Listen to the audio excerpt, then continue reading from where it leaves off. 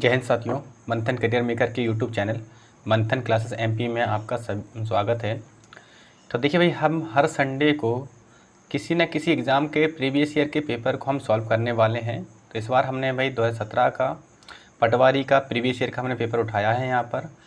तो भाई ये आपका जो पेपर है आपका, ये है आपका 9 दिसंबर 2017 का पहले शिफ्ट का पेपर है आपका। इसके हमारे सभी के सभी क्वेश्चन, जो आपके टोटल 20 क्वेश्चन हैं आपके मैथ्स के, उन सबको हम इस वीडियो में सॉल्व करने वाले हैं। तो देखिए भाई, आपका इसमें सबसे पहला क्वेश्चन देखिए, यहाँ पर पहला जो क्वेश्चन उठाया है इनने, ये आपका कैलेंडर टॉपिक से उठाया है। तो कैलेंडर टॉपिक से उठाया गया हमारे यहाँ पर। तो क्वेश्चन में कोई नॉर्मल क्वेश्चन है कि यहाँ पर 1 अप्रैल 1998 को अगर बुधवार था तो 25 दिसंबर 1998 को कौन सा दिन होगा। हमें यहाँ पर 1 अप्रैल 1998 का दिया है कि भाई इस दिन हमारा क्या था, आपका बुधवार था। तो इनने हमसे पूछा है कि भाई यहाँ पर 25 दिसंबर 1998 को कौन सा दिन होगा। देखिए यहाँ पर कहानी अप्रैल शुरुआत हो रही है और हमें यहाँ पर 98 में ही देखना है। 98 आपका यहाँ पर ईयर दोनों में कैसे हैं, सेम है। अप्रैल से शुरुआत हो रही है तो फरवरी का मंथ यहाँ पर इंक्लूड नहीं किया गया है। अगर फरवरी का मंथ इंक्लूड नहीं है तो मतलब ये है कि यहाँ पर लीप ईयर का कोई रूल नहीं होने वाला है। और वैसे भी आप अगर यहाँ पर चेक भी करना चाहें तो 98 को अगर आप 4 से डिवाइड करोगे तो भाई आपका यहाँ पर 4 से डिवाइड जाएगा 2 बार, कितना होगा 8 हो जाएगा।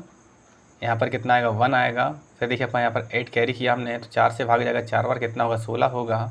तो यहाँ पर कितना रिमाइंडर 2 बच रहा है। जब रिमाइंडर बच रहा है तो भाई यहाँ पर ये आपका लीप ईयर नहीं होगा, क्योंकि लीप ईयर प्रत्येक 4 साल में आता है। इसलिए हम यहाँ पर 4 से डिवाइड करके देख रहे थे, अगर भाग पूरा चला जाता तो यहाँ पर ये लीप ईयर होता। और वैसे भी लीप ईयर का यहाँ पर कोई इफेक्ट नहीं पड़ेगा, ठीक है। तो यहाँ पर भाई हम दिनों की काउंटिंग करेंगे। तो भाई यहाँ पर आप सभी को पता है कि भाई जनवरी में 31 दिन होते हैं, फरवरी में आपको 29 दिन होते हैं, मार्च में 31, अप्रैल में 30, मई में आपका फिर से 31, जून में 30, जुलाई में 31, जुलाई के बाद अगस्त में 31, सितंबर में 30, अक्टूबर में 31, नवंबर में 30 और दिसंबर में 31 होते हैं। तो देखिए आपका यहाँ पर अप्रैल जो हमारा 30 का होता है, अगर 30 में से आपका एक दिन तो आपका यहाँ पर चला गया, क्योंकि 1 तारीख का आपको यहाँ पर दिया ही हुआ है। तो यहाँ पर भाई हम देखते हैं कि भाई अप्रैल में कितने दिन बचे हमारे यहाँ पर। तो अप्रैल में बचे हैं कितने हमारे यहाँ पर, ये बचे हुए हैं 29 दिन बचे हुए हमारे यहाँ पर, ठीक है। इसके बाद अप्रैल के बाद देखते हैं हमारे यहाँ पर मई हमें पूरा लेना है। कितना हो जाए हमारे यहाँ पर, ये हो जाएगा 31। मई के बाद फिर कौन सा हमारे यहाँ पर जून, तो जून में भाई कितना हमारे यहाँ पर ये 30। फिर कौन सा हमारे यहाँ पर जुलाई आएगा, जुलाई कितना हमारे 31। जुलाई के बाद हमारे यहाँ पर अगस्त आएगा, वो भी 31 का होता है। सितंबर कितने का हमारे यहाँ पर, ये भी आपका 30 का हो जाएगा। सितंबर के बाद अगर हम आगे बढ़ते हैं तो अगला आएगा हमारे यहाँ पर अक्टूबर हमारे यहाँ पर कितने का, हमारे यहाँ पर ये हमारा 31 का होगा। फिर आपका यहाँ पर नवंबर जो कितने का होगा 30 होगा। इसके बाद कौन सा हमारे यहाँ पर दिसंबर कितने का होगा हमारे यहाँ पर, ये हो जाए 31 का, ठीक है। अगर हम यहाँ पर थोड़ा क्वेश्चन को शॉर्ट करना चाहें आपका और छोटा करना चाहें तो स्मार्ट वर्क कर सकते हैं। अगर आप 7 से 29 को डिवाइड करोगे तो रिमाइंडर कितना बचेगा, 1 बचेगा। यहाँ पर भी डिवाइड कर लो भाई, कितना 2 बचेगा, मतलब 31 वाले में 2, 30 वाले में 31 वाले में कितना 3 बचेगा और 30 वाले में कितना बचेगा 2 बचेगा। यहाँ पर भी 3 आएगा, यहाँ पर भी 3 आएगा, यहाँ पर कितना 2 होगा और यहाँ पर कितना हमारा 3 होगा और यहाँ पर कितना हमारे यहाँ पर 2 हो जाएगा और यहाँ पर कितना हो जाएगा 3 हो जाएगा, ठीक है ना। थोड़ी जगह कम होने के कारण क्वेश्चन थोड़ा सा कंजस्टेड हो गया है। चलिए जो भी रिमाइंडर बचे उनको टोटल कीजिए हमारे यहाँ पर। 1 और 3 कितना 4, 4 और 2 कितना 6, 6 3 9 हो जाएगा, 9 3 कितना हो जाएगा 12, 13 14, 14 और 3 कितना हो जाएगा हमारे यहाँ पर 17, 18 19, 19 और 3 कितना होगा हमारा 22। तो टोटल हमें यहाँ पर ऑड डेज कितने मिलते हैं हमारे यहाँ पर 22। देखिए अब हमें यहाँ पर पूरा दिसंबर नहीं लेना था, हमने 31 दिसंबर तक काउंटिंग कर ली है। मतलब अगर पूरा दिसंबर ले लिया तो भाई हमें 25 दिसंबर तक जाना था। तो एक काम करो, यहाँ से 31 की जगह पर 25 कर लेते हैं, थोड़ा सा हमने ध्यान नहीं दिया। अगर 25 को आप 7 से डिवाइड करोगे तो कितना हो जाएगा हमारा, 7 से भाग जाएगा 3 बार, 21 बचेगा, रिमाइंडर कितना आपका 4। तो यहाँ पर अगर जोड़ोगे कितना हो जाएगा हमारे, तो ये हो जाएंगे हमारे कितने आपके यहाँ पर, ये हो जाएंगे 23 दिन, ठीक है। अब इस 23 को अगर हम 7 से यहाँ पर डिवाइड करते हैं तो 7 से भाग जाएगा कितनी बार हमारे यहाँ पर, 7 से भाग जाएगा आपको यहाँ पर 3 बार, कितना बचेगा 21। तो यहाँ पर देखिए रिमाइंडर कितना बचा हमारे यहाँ पर, तो ये रिमाइंडर बचे कितना आपका 2 बचेगा। मतलब ये है कि बुधवार में आप यहाँ पर 2 दिन जोड़ दीजिए तो कौन सा आएगा, गुरु के बाद कौन, शुक्रवार। तो आंसर क्या बनेगा हमारे यहाँ पर, शुक्रवार। देखिए ऑप्शन कौन सा हमारे यहाँ पर, तो ऑप्शन जो हमारे यहाँ पर सी है वो हमारा मैच हो रहा है कि हमारे यहाँ पर 25 दिसंबर 1998 कौन सा दिन होगा, शुक्रवार होगा, ठीक है। चलिए अगले क्वेश्चन की तरफ मूव करते हैं। सेकंड क्वेश्चन जो दिया गया हमारे यहाँ पर, ये दिया है आपको दो इक्वेशन दिए गए हैं, लीनियर इक्वेशन, जिसमें कहा जा रहा है आपका यहाँ पर समीकरणों 2x + 3y बराबर 8 और कितना आपका 5x + 4y बराबर 13 में x और y के हल है, मतलब यहाँ पर x और y की वैल्यू फाइंड करना है हमें यहाँ पर। चलिए देखिए, तो यहाँ पर इक्वेशन हमें पहला इक्वेशन जो दिया हमारा कितना हमारे यहाँ पर, तो ये है आपका कितना 2x + कितना 3y बराबर कितना होगा 8 होगा। यहाँ पर देखें ये कितना हमारे यहाँ पर, ये है कितना 5x + कितना 4y बराबर कितना हमारे यहाँ पर 13 है। अब देखिए यहाँ पर भाई आपका या तो x को इक्वल बनाते हैं या फिर y को इक्वल बनाते हैं। तो एक काम करते हैं भाई, हम देख पा रहे हैं कि भाई दोनों में क्रॉस मल्टीप्लाई अप्लाई होगा, क्योंकि आपका यहाँ पर अगर x को बराबर बनाते हैं तो x का मल्टीपल कितना है 2 है और x का मल्टीप्लाई कितना आपका 5 है। अब इन दोनों में छोटी संख्या अगर देखें तो कितना हमारे यहाँ पर ये 2 है, 2 में किसी का भी मल्टीप्लाई करने पर ये 5 नहीं बनेगा। तो ऐसी सिचुएशन में हम करते हैं क्रॉस मल्टीप्लाई अप्लाई करते हैं भाई। इस 5 का मल्टीप्लाई कर दो ऊपर वाले में और ऊपर वाले 2 का मल्टीप्लाई कर देते हैं नीचे वाले में। अगर मल्टीप्लाई करेंगे तो 5 का मल्टीप्लाई 2 में करेंगे, कितना हो जाएगा हमारे यहाँ पर, ये हो जाएगा कितना 10x हो जाएगा। हाँ जी, 5 का मल्टीप्लाई 3y में कीजिए, कितना हो जाएगा 15y हो जाएगा। और यहाँ पर 5 का मल्टीप्लाई 8 में कितना होगा आपका यहाँ पर, ये हो जाएगा 40 हो जाएगा। 2 का मल्टीप्लाई 5 में करो, कितना हो जाएगा हमारे यहाँ पर, ये हो जाएगा 10x हो जाएगा। यहाँ पर 2 का मल्टीप्लाई 4y में करो, कितना हो जाएगा हमारे यहाँ पर, ये 8y हो जाएगा बराबर कितना 2 का मल्टीप्लाई 13 में करो, कितना होगा 26 हो जाएगा। एक काम करते हैं, ऊपर वाली इक्वेशन में से नीचे वाली को माइनस करते हैं। अगर माइनस करेंगे तो सभी यहाँ पर साइन चेंज हो जाएंगे, प्लस वाले माइनस के हो जाते हैं और माइनस वाले प्लस के। तो ये प्लस माइनस तो 0 हो जाएंगे। अगर 15y में से अगर आप 8y घटाओगे तो कितना बचेगा हमारे पास, 7y बचेगा। यहाँ पर 40 में से अगर 26 घटाओ कितना आएगा हमारे यहाँ पर, तो y की वैल्यू कितना आएगा हमारे यहाँ पर, ये 14 आएगा। और 7 से 14 कटेगा 2 बार, तो मतलब y की वैल्यू कितनी निकल गई हमारे यहाँ पर, 2 निकल गई। तो देखिए भाई हमारे यहाँ पर y की वैल्यू वाले 2 ऑप्शन हमारे पास मिल रहे हैं अभी। चलिए आगे सॉल्व करते हैं। तो पहली इक्वेशन उठाते हैं, इक्वेशन क्या थी हमारे यहाँ पर, तो इक्वेशन थी हमारी 2x + 3y बराबर कितना था 8 था। इसमें हम y का मान रख देते हैं भाई। तो y का मान अभी हमने निकाला है, कितना निकला हमारे यहाँ पर, ये 2 निकला है बराबर कितना 8 हो जाएगा। तो यहाँ से भाई 2x 3 का मल्टीप्लाई 2 में कीजिए, कितना हो जाएगा 6 हो जाएगा बराबर कितना 8 हो जाएगा। तो यहाँ से जब आगे सॉल्व करेंगे तो भाई कितना हो जाएगा हमारे यहाँ पर, तो 2x बराबर हो जाएगा आपका 8 और ये 6 उस साइड आएगा तो माइनस का। तो यहाँ से आप कह सकते हैं 2x बराबर कितना होगा हमारे यहाँ पर, ये आपका कितना घटाने पर 2 बचेगा और 2 से 2 कटेगा एक बार। तो मतलब यहाँ से x की वैल्यू कितनी आई, 1 आई। तो भाई हमारा यहाँ पर x की वैल्यू कितनी 1 होगी और y की वैल्यू कितनी होगी हमारे यहाँ पर 2 होगी। तो ऑप्शन कौन सा हमारे यहाँ पर, x की वैल्यू 1 एंड y की वैल्यू 2। तो ऑप्शन हमारा कौन सा हमारे यहाँ पर, ऑप्शन ए बिल्कुल सही होगा। चलिए अगले क्वेश्चन की तरफ मूव करते हैं। अगला क्वेश्चन हमारे यहाँ पर क्वेश्चन नंबर 3 है। तो क्वेश्चन नंबर 3 में कहा जा रहा हमारा यहाँ पर एक बहुभुज जिसकी 8 भुजाएं हैं कहलाता है। देखिए भाई हमारा यहाँ पर 3 भुजाओं वाला त्रिभुज कहलाता है, 4 भुजाओं वाला चतुर्भुज कहलाता है, 5 भुजाओं वाला पंचभुज कहलाता हमारा यहाँ पर, ठीक है ना। ये हमारा पंचभुज बन गया, ठीक। और हमारा यहाँ पर 6 भुजाओं वाला षष्ठभुज कहलाता है। तो इस प्रकार से बनता हमारा यहाँ पर 6 भुजाओं वाला षष्ठभुज, ठीक है।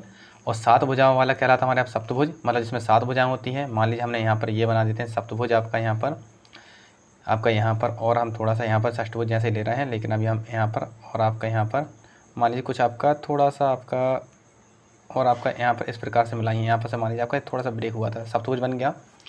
और 8 भुजाओं वाला क्या बनता है हमारे यहाँ पर, तो 8 भुजाओं वाला बनता है हमारा यहाँ पर, ये बनता है आपका अष्टभुज, ठीक है ना।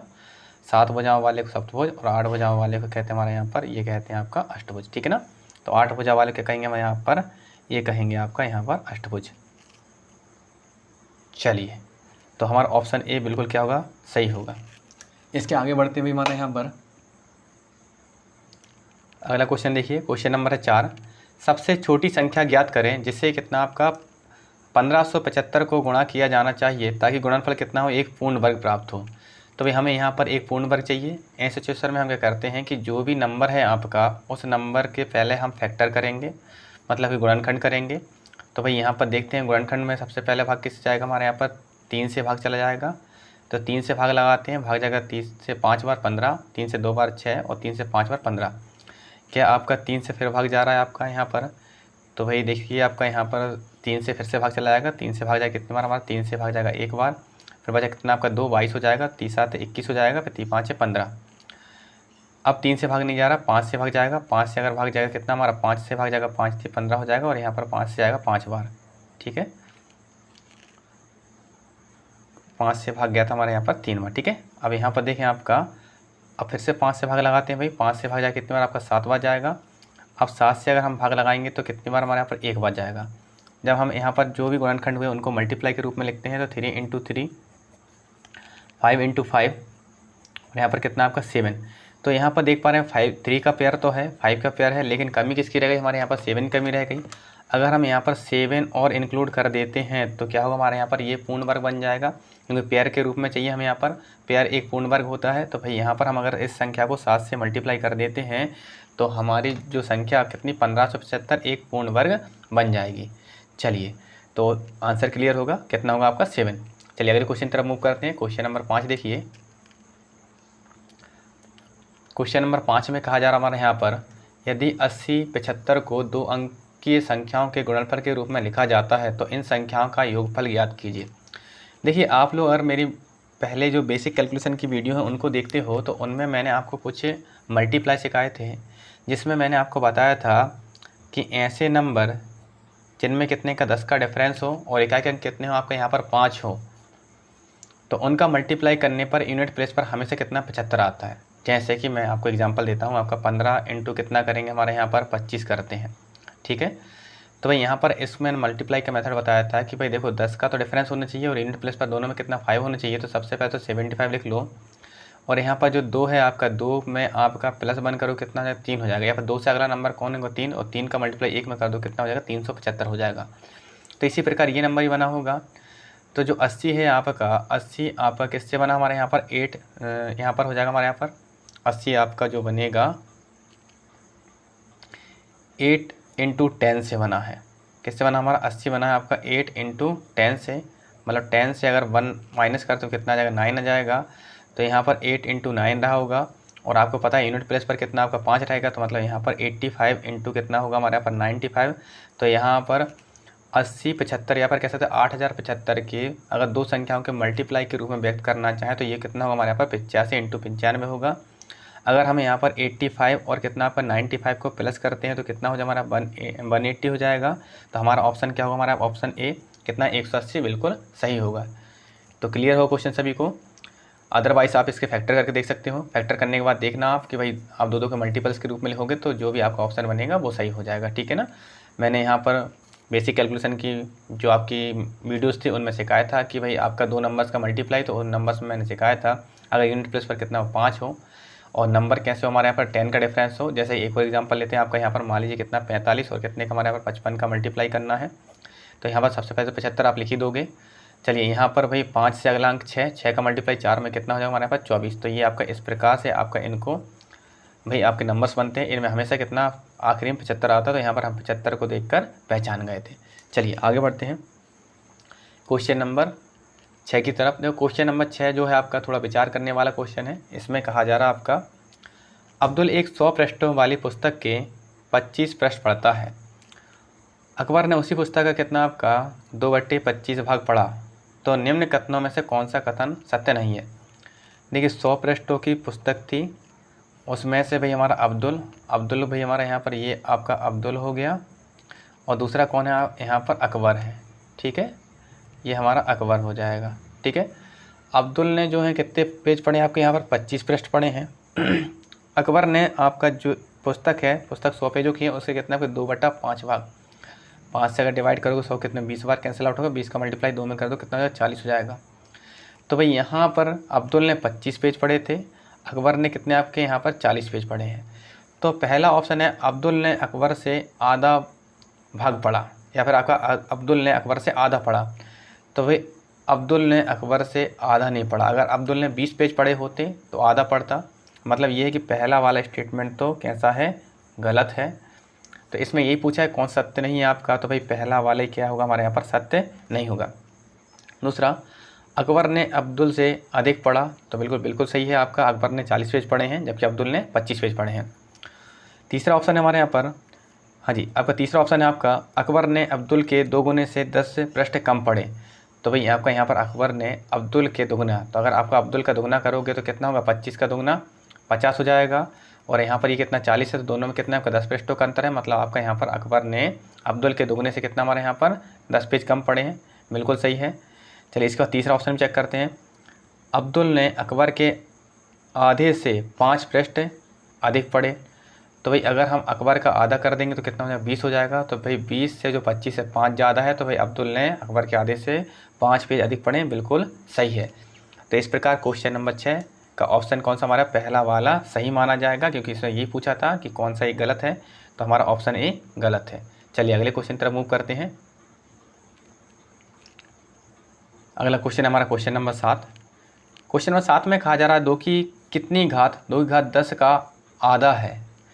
तो भाई अगर हमें आधा करना है किसी भी संख्या को, अगर हम आधा करते हैं, जैसे मान लीजिए हमारी संख्या x है, अगर उसको आधा करना है तो हम 2 से डिवाइड करते हैं। तो अगर हमें 2 की घात 10 का अगर आधा करना है तो हम क्या करेंगे, 2 की घात 10 को 2 से डिवाइड करेंगे। तो भाई जब पावर कुछ ना हो तो हमेशा 1 मानी जाती है, और आपको घातांक का एक नियम पता है कि भाई जब आप हमारे क्या हो, आपके आधार समान हो तो भाग में घातें घट जाती हैं। 10 में से भाई आपका यहाँ पर 1 घट जाएगा, कितना आएगा 2 की घात 9। तो 2 की घात जो 9 है आपका 2 की घात 10 का कैसा होगा, आधा होगा।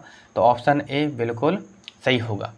चलिए अगले क्वेश्चन की तरफ मूव करते हैं। क्वेश्चन नंबर कौन सा हमारे यहाँ पर, तो अगला क्वेश्चन हमारे यहाँ पर क्वेश्चन नंबर 8।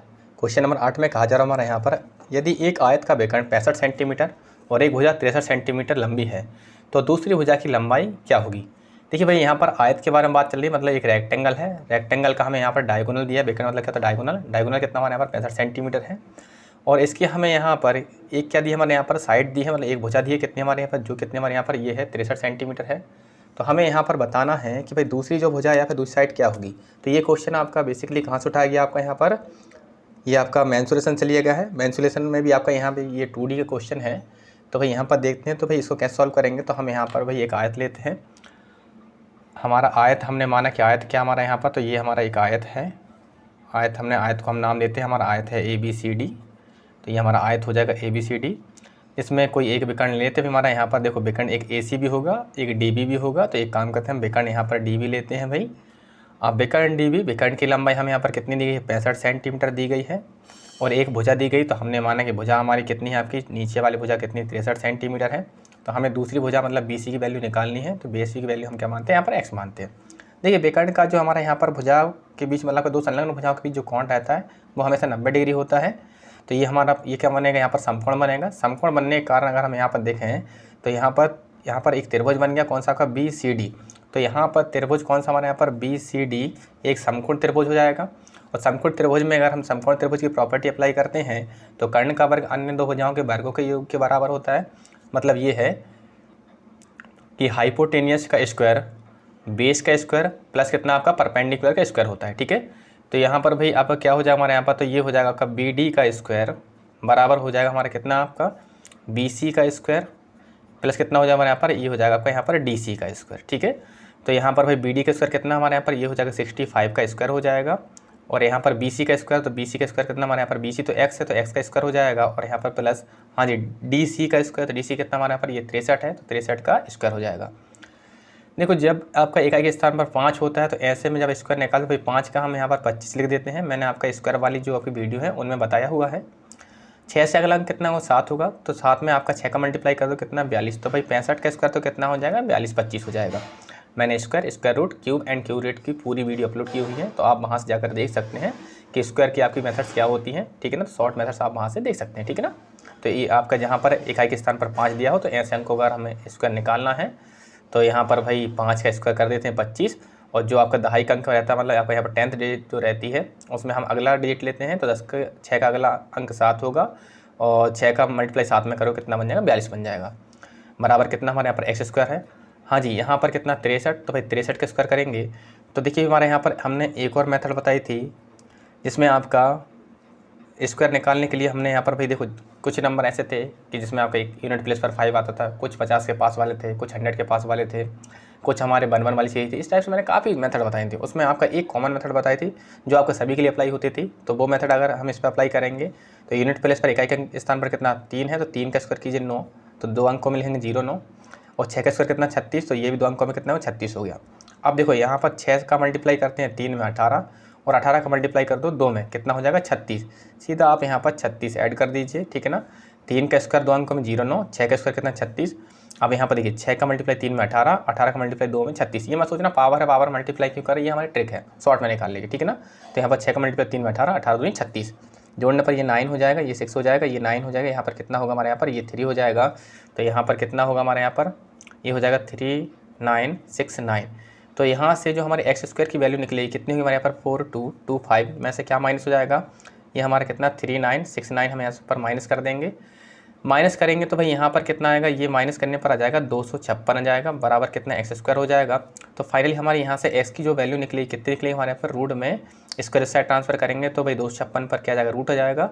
और 256 किसका स्क्वायर होता है हमारे यहाँ पर, तो ये 16 का स्क्वायर होता है। मतलब 256 का रूट कितना निकलेगा हमारे यहाँ पर, 16 निकलेगा।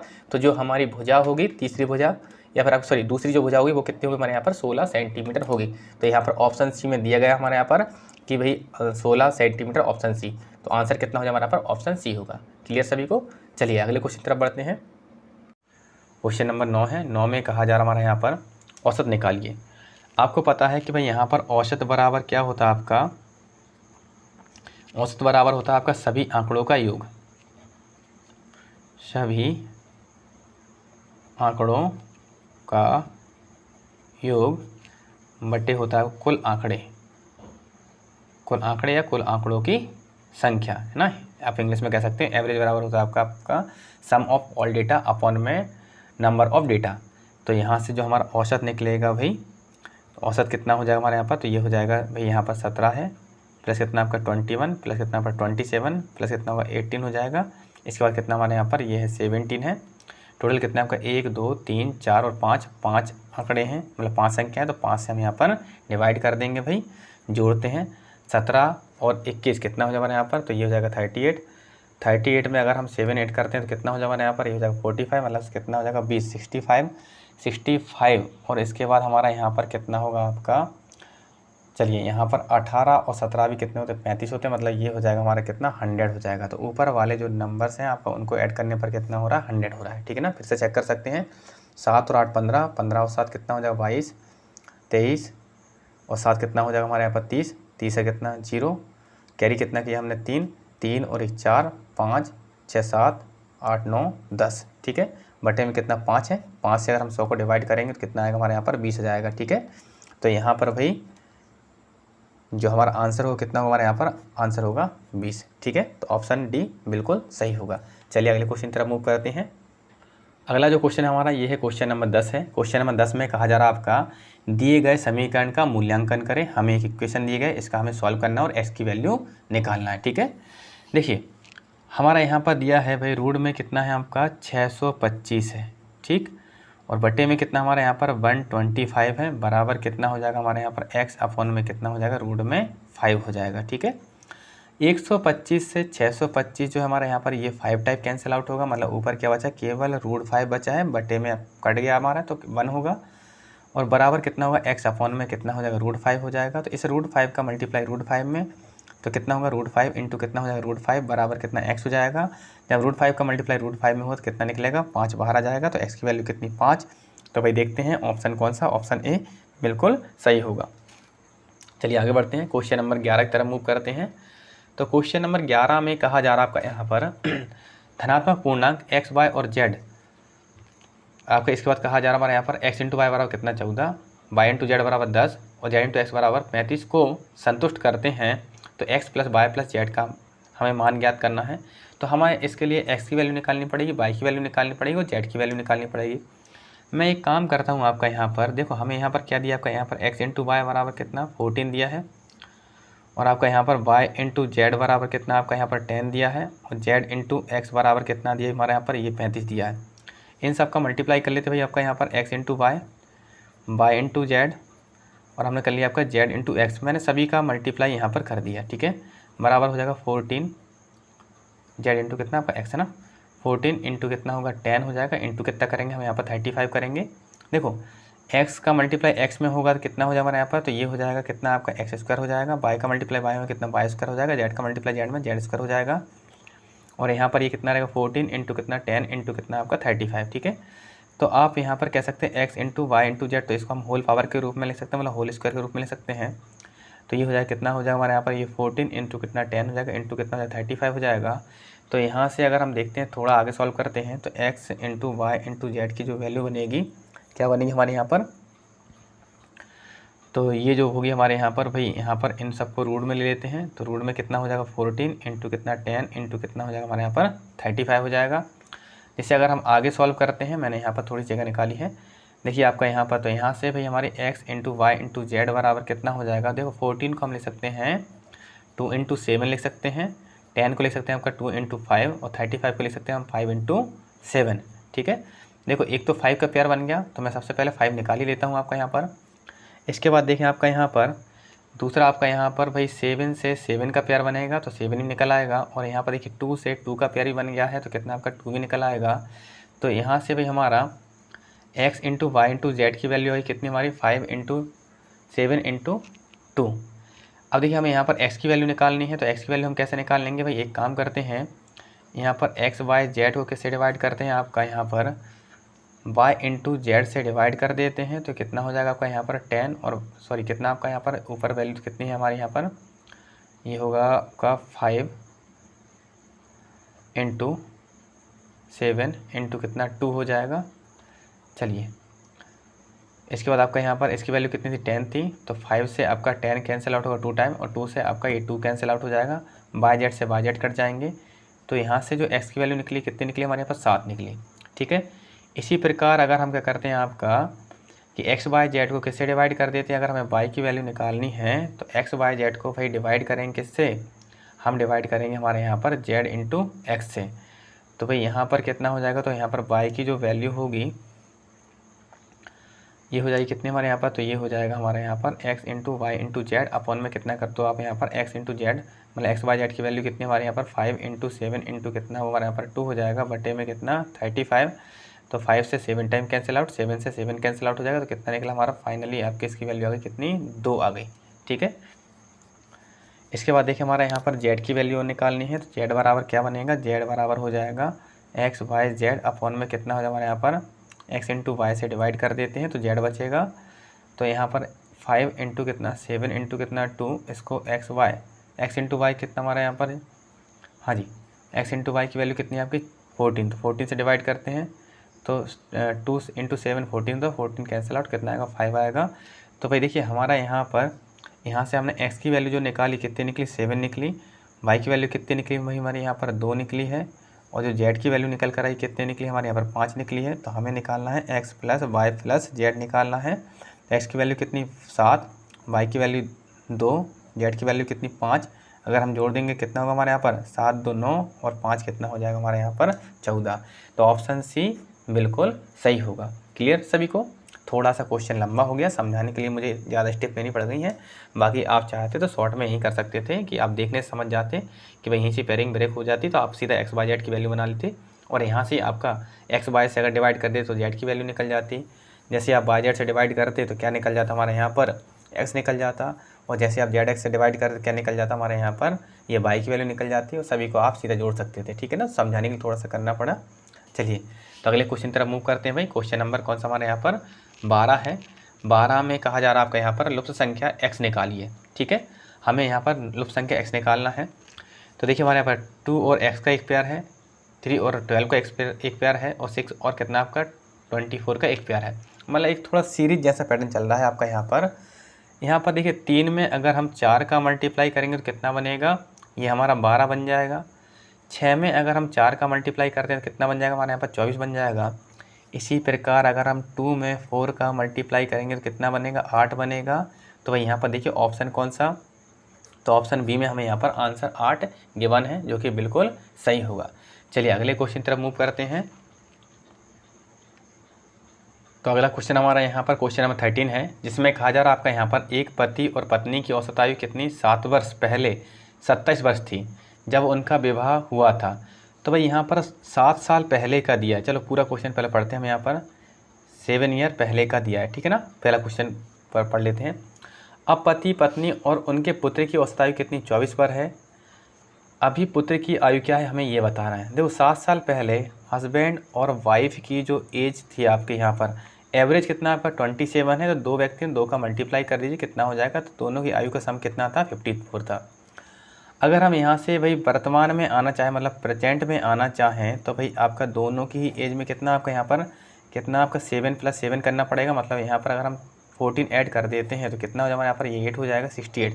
तो प्रेजेंट में दोनों की एज का सम कितना होगा हमारे यहाँ पर ये हो जाएगा 68 ईयर होगा।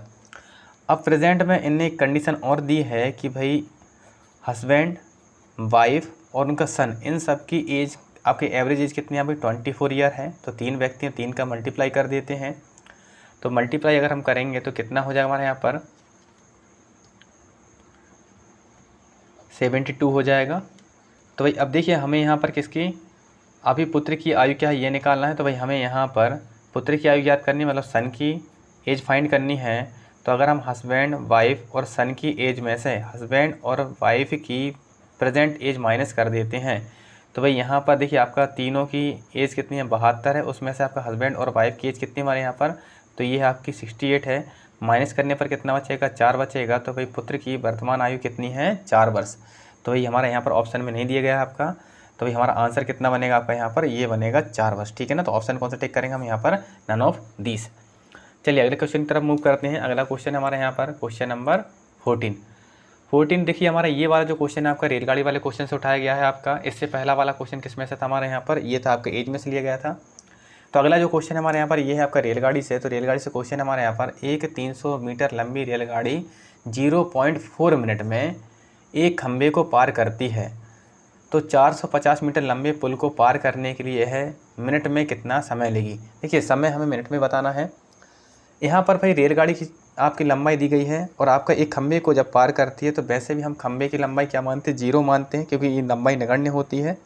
तो ऐसी कंडीशन में जो आपकी प्रभावी लंबाई है, डिस्टेंस कितनी मानते हैं हम यहाँ पर? ट्रेन की लंबाई के बराबर मानते हैं। तो डिस्टेंस कितनी मानेंगे? 300 मीटर मानेंगे।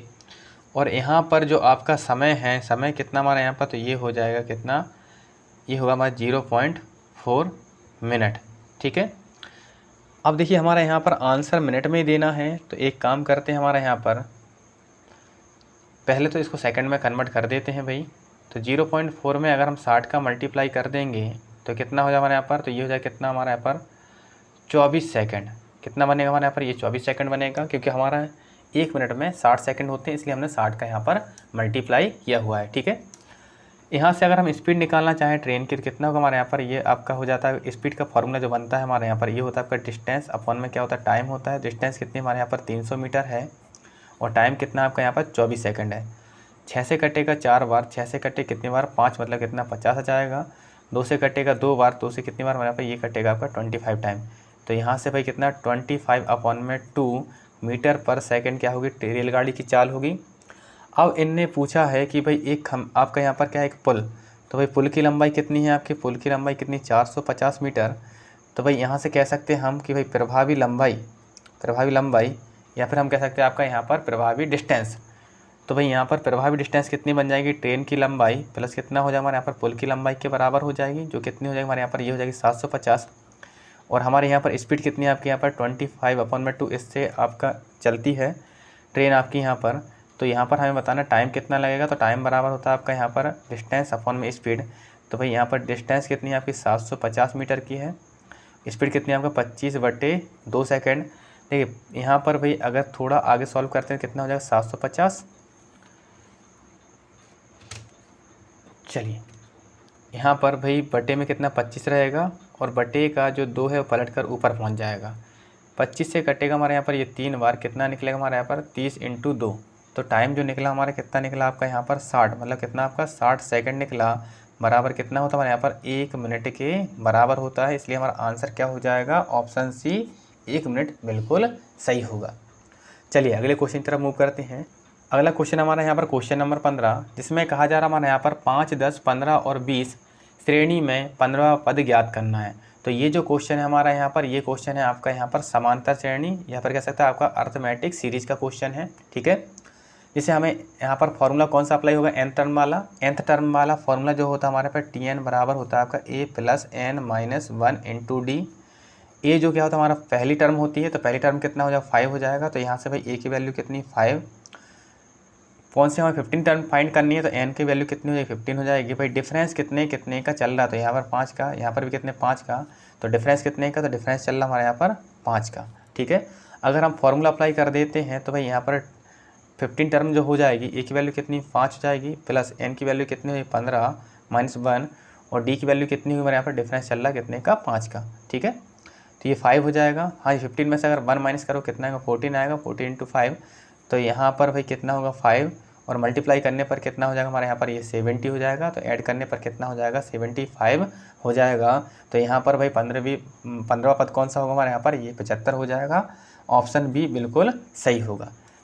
चलिए तो अगले क्वेश्चन तरफ मूव करते हैं भाई। क्वेश्चन नंबर कौन सा हमारा, इसके बाद है आपका क्वेश्चन नंबर 16।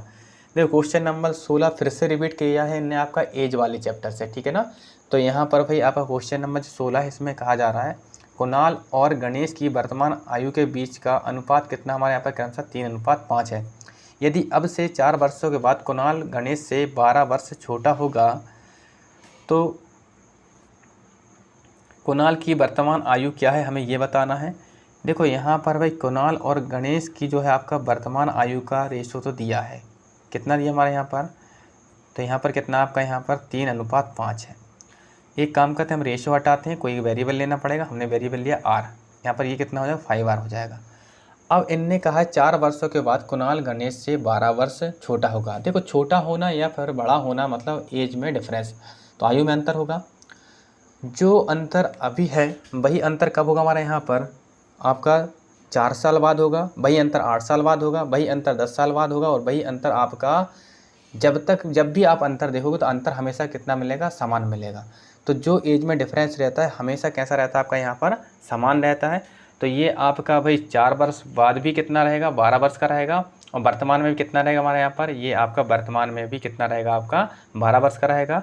तो दोनों की एज में डिफरेंस कितने का है भाई हमारा यहाँ पर, तो दोनों की एज में जो अंतर है मतलब ये है कि भाई आपका 4 वर्षों के बाद कुणाल गणेश से 12 वर्ष छोटा होगा। तो मतलब कुणाल की आयु जो है आपका गणेश से कितना आपका यहाँ पर रेशो में तो 2r कम है आपकी, और ईयर में कितनी होगी 12 वर्ष कम होगी। तो भाई 2 से आपका 12 कटेगा 6 बार, तो 1r की वैल्यू कितनी हो जाएगी हमारे यहाँ पर 6 हो जाएगी।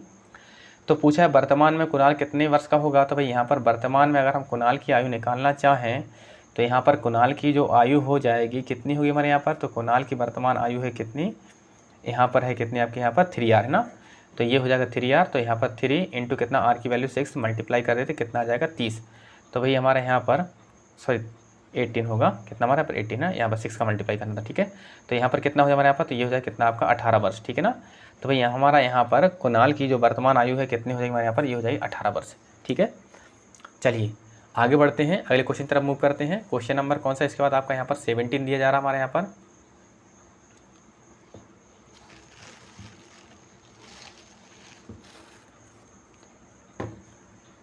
क्वेश्चन नंबर जो आपका यहाँ पर 17 है, 17 में कहा जा रहा है आपका एक संख्या को जब 361 से विभाजित किया जाता है तो शेषफल कितना आपका 47 प्राप्त होता है।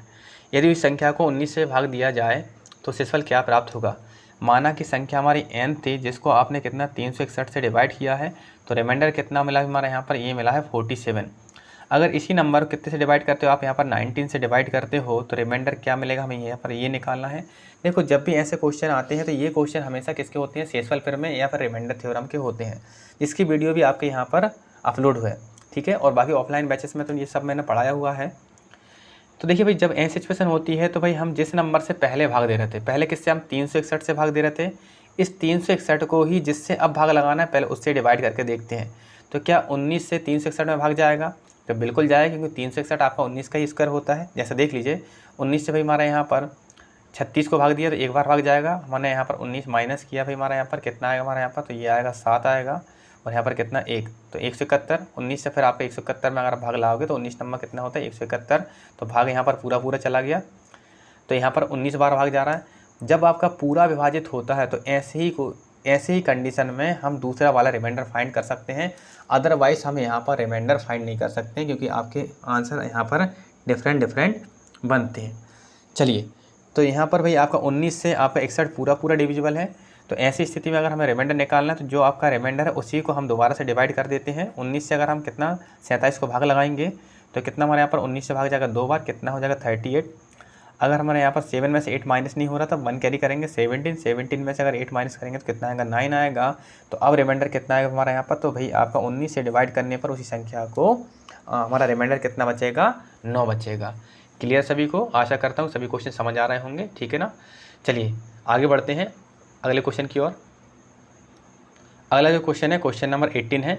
क्वेश्चन नंबर 18 में कहा जा रहा है हमारे यहाँ पर समान त्रिज्या और ऊंचाई वाले एक शंकु और एक बेलन के आयतनों के बीच अनुपात होगा। देखो ये जो क्वेश्चन है हमारे यहाँ पर ये मेंसुरेशन से लिया गया है, और मेंसुरेशन में भी किसका हमारे यहाँ पर ये आपका वॉल्यूम का है, मतलब मेंसुरेशन का जो सेकंड पार्ट होता है वॉल्यूम से इस क्वेश्चन को उठाया गया है। इसमें बात की इनने किसके बारे में, हमारा देखो यहाँ पर दो आपके यहाँ पर क्या होगी, हमारे यहाँ पर आकृतियाँ होंगी। जैसा कौन सा हमारे पर एक शंकु है मतलब कौन, और दूसरा कौन सा हमारे यहाँ पर ये बेलन है। इनके आयतनों के बीच हमें अनुपात बताना है। देखो ये आपका हमने माना कि दोनों की रेडियस कितनी हमारे यहाँ पर बराबर है, त्रिज्या हम क्या मान लेते हैं आपका यहाँ पर त्रिज्या कितनी है आपकी r है आपकी। और भाई यहाँ पर कैसे ऊंचाई बराबर है, तो भाई ऊंचाई मतलब हाइट कितनी हमने, तो हाइट मान ली भाई हमारे यहाँ पर कितनी, त्रिज्या कितनी हमारे रेडियस कितनी हमने r मानी थी, हाइट हमने h मान लेते हैं। तो भाई देखिए हमारे यहाँ पर शंकु और यहाँ पर किसका बेलन के हमें आयतन का अनुपात बताना है। तो भाई शंकु का जो आयतन होता है ये होता है आपका 1/3 पाई r स्क्वायर h होता है। वहीं बेलन का आयतन होता है आपका यहाँ पर पाई r स्क्वायर h, ठीक है ना। देखिए हमारे यहाँ पर h से h कैंसिल आउट हो जाएगा, r स्क्वायर से r स्क्वायर कैंसिल आउट हो जाएगा, और पाई से पाई कट जाएगा। तो यहाँ पर बचा केवल कितना आपका 1, और यहाँ पर कितना 1/3। इस 3 का क्रॉस मल्टीप्लाई कर दीजिए, कितना निकलेगा आयतन का अनुपात 1:3, जो कि हमारा ऑप्शन कौन सा, ऑप्शन बी गिवन है। ठीक है, क्लियर सभी को। बिल्कुल आसान क्वेश्चन उठाए इन्हें मेंसुरेशन से भी, देख पा रहे होंगे मैथमेटिक्स का लेवल कुछ ज़्यादा अच्छा नहीं है, बिल्कुल नॉर्मल क्वेश्चन दिए गए हैं, आप आसानी से कर पाएंगे। बस आपको क्या करना है, डेली वीडियो को वॉच करते हुए चलना है, और इससे भी हम कई गुना अच्छे लेवल से मैथमेटिक्स वहाँ पर पढ़ने वाले हैं। ठीक है, चलिए आगे मूव करते हैं भाई। क्वेश्चन नंबर कौन सा इसके बाद 19 आ रहा है। क्वेश्चन नंबर 19 में कहा है आपका ये सिंप्लीफिकेशन क्वेश्चन दिया है, जिसमें आपका सड एंड इंडाइसेस का भी यूज़ हुआ है ना, मतलब घात घातांक के नियमों का यहाँ पर उपयोग किया गया। जैसे 27/3 इंटू कितना 3 की घात -5/3 इंटू कितना हमारे यहाँ पर ये हो जाएगा आपका क्यूब रूट ऑफ 3⁻⁻7 इंटू कितना 3⁻4। मैं 27 को 3 की घात 3 के रूप में लिख सकता हूँ, क्योंकि 3 की घात 3 का वैल्यू कितनी होती है 27 होती है, बटे में कितना 3 की घात 4। मैं सभी को 3 की पावर के रूप में लिखना चाह रहा हूँ। 3 की पावर कितना -5/3 लिख सकते हैं। एक साइड का नियम होता है भाई, जिसमें क्या होता है हमारे यहाँ पर जो भी पावर रूट की होती है उसे आपका यहाँ पर पावर के बटे में लिख दिया जाता है ना। तो यहाँ पर भाई रूट की पावर कितनी 3 थी, तो 3 कहाँ चला जाएगा हमारे यहाँ पर -7 के बटे में चला जाएगा, और रूट हट जाएगा। यहाँ पर कितना 3⁻4 हो जाएगा। 3⁻4 एंड 3⁻4 क्या हो जाएगा, कैंसिल आउट हो जाएगा। चलिए, जब आधार समान होते हैं तो गुणा में घातें जुड़ जाती हैं, तो यहाँ पर कितना हो जाएगा 3⁻3। हाँ जी, यहाँ पर भी देखो आधार सब में कितना 3 3 और 3 है, तो यहाँ पर 3, यहाँ पर देखो कितना -5/3 देखो जोड़ रही है, लेकिन माइनस की वैल्यू है तो माइनस में लिखी जाएगी, और ये भी कितना आपका माइनस की वैल्यू है तो माइनस में लिखी जाएगी। तो यहाँ पर देखिए हमारे यहाँ पर अगर हम एलसीएम लेते हैं तो एलसीएम सबका कितना आएगा हमारे यहाँ पर, तो यहाँ पर सबका एलसीएम आ जाएगा 3 आ जाएगा। 1 से 3 3 बार कटेगा, और 3 का मल्टीप्लाई 3 में कितना हो जाएगा 9 हो जाएगा। 3 से 3 एक बार कटेगा, 1 का मल्टीप्लाई 5 में 5 ही रहेगा। 3 से 3 एक बार कटेगा, 1 का मल्टीप्लाई 7 में 7 ही रहेगा। ठीक है, तो यहाँ पर कितना हो जाएगा हमारे यहाँ पर, हाँ जी यहाँ पर कितना 9 हो गया। हाँ जी, माइनस कितना हमारे यहाँ पर माइनस का 3 सॉरी माइनस का 5 और माइनस का 7 कितना हो जाएगा माइनस का 12 हो जाएगा। तो ये हमारा -12 बटे में कितना आएगा 3 आ जाएगा। आगे अगर हम बढ़ते हैं तो भाई 9 में से अगर 12 घटाओ कितना आ जाएगा -3 बचेगा, और बटे में भी कितना 3 से ये -3 कटेगा आपका 1 टाइम। तो यहाँ पर जो वैल्यू निकलेगी 3⁻1, जिसे हम क्या लिखते हैं हमारे यहाँ पर 1/3। तो ऑप्शन जो बी है बिल्कुल सही होगा। चलिए इसके बाद देखते हैं क्वेश्चन नंबर 40। तो क्वेश्चन नंबर 40 में कहा जा रहा है निम्नलिखित में से कौन सी एक संख्या 3 से विभाज्य है। देखिए यहाँ पर 3 से विभाजित है, मतलब ये आपका लॉ ऑफ डिविजिबिलिटी मतलब विभाज्यता के नियम से क्वेश्चन पूछा गया है। और 3 का जो नियम होता है आपका, यदि संख्या में जितने भी अंक दिए गए अगर सभी अंकों का जो योग होता है ना, 3 का और 9 का नियम यही कहता है आपका, अगर सभी अंकों का योग 3 से विभाजित हो जाता है तो नंबर 3 से विभाजित होगा। यदि सभी अंकों का योग 9 से विभाजित हो जाता है तो नंबर आपका 9 से विभाजित हो जाता है। तो करते हैं हमारे यहाँ पर अंकों का योग। देखो यहाँ पर 2 और 8 10 हो जाएगा, 10 और 7 17 हो जाएगा, 17 और 6 23, 23 और 4 कितना 27, 27 और 3 कितना 30, और 2 32 और 3 कितना 35। 35 को अगर हम यहाँ पर 3 से भाग लगाते हैं तो ये हमारा नहीं कटता है, तो भाई ये वाला ऑप्शन तो हमारा पहला गलत है। अगला ऑप्शन उठाते हैं, इनके नंबर को अंकों को जोड़ के देखते हैं। 9 और 8 कितना 17 हो जाएगा, 17 और 6 23, 23 6 29, 29 और 3 कितना हो जाएगा हमारे यहाँ पर 32 जाएगा। तो 32 को अगर हम 3 से भाग देंगे तो ये नंबर भी हमारे यहाँ पर 3 से कैंसिल आउट नहीं हो रहा है, इसलिए हमारा ऑप्शन बी भी गलत है। चलिए इनको ऐड करते हैं, 3 और 2 5 हो जाएगा, 5 और 4 9 हो जाएगा, 9 और 5 कितना 14, 14 और 6 कितना होगा हमारे यहाँ पर 20, और 7 27, 27 और 8 कितना 35, फिर से 35 आया भाई। 35 को अगर हम यहाँ पर 3 से डिवाइड करेंगे तो ये भी हमारा डिविजिबल नहीं है, तो ऑप्शन सी भी हमारा गलत होगा। अब ऑप्शन डी को ट्राई करते हैं। 4 और 0 4 ही रहेगा, 4 और 0 4 ही रहेगा, 4 और 6 कितना 10 हो जाएगा, 10 और 2 कितना 12 है ना, 10 और 0 0, 10 और 2 12, 12 और 0 0, तो यहाँ पर 12 हमारा 3 से पूरा कटेगा और वो भी 4 बार कटेगा, इसलिए क्या होगा हमारा यहाँ पर ऑप्शन डी बिल्कुल सही होगा, क्योंकि आपका यहाँ पर ऑप्शन डी के जो अंकों का योग है वो कितना आ रहा है 12 आ रहा है, और 12 जो है आपका 3 से पूरा डिविजिबल हो जाता है, इसलिए नंबर क्या होगा आपका 3 से पूरी तरीके से विभाजित हो जाएगा। तो देख पा रहे होंगे आप पटवारी के भाई आपका एग्ज़ाम में 20 नंबर की मैथ्स आती है, इसके अलावा आपके 4 सब्जेक्ट और होते हैं जो 20-20 नंबर के आते हैं। तो मैथ्स यहाँ पर अच्छी है, ज़्यादा डिफ़िकल्ट भी नहीं है और आसान भी नहीं कह सकते, मॉडरेट लेवल की है। तो हमें भाई अपकमिंग वैकेंसी में हमें पटवारी है, इसलिए हमारा जो आपका यहाँ पर सिलेबस चला रहे हैं कहीं ना कहीं पटवारी और आपके जो अपकमिंग एग्ज़ाम है सभी को कवर करते हुए चल रहे हैं। तो आप रेगुलर क्लास लीजिए, डेली क्लास लें, क्लास को मिस ना करें। आपके पटवारी के सभी क्वेश्चन जितने आपके 20 क्वेश्चन आएंगे पूरे के पूरे इसी क्लास से कवर होने वाले हैं, क्वेश्चन आपके यहाँ से बाहर नहीं जाएंगे। ठीक है, तो भाई वीडियो सभी के साथ शेयर करते जाएं जिससे कि अधिक से अधिक लोगों को लाभ मिले। धन्यवाद।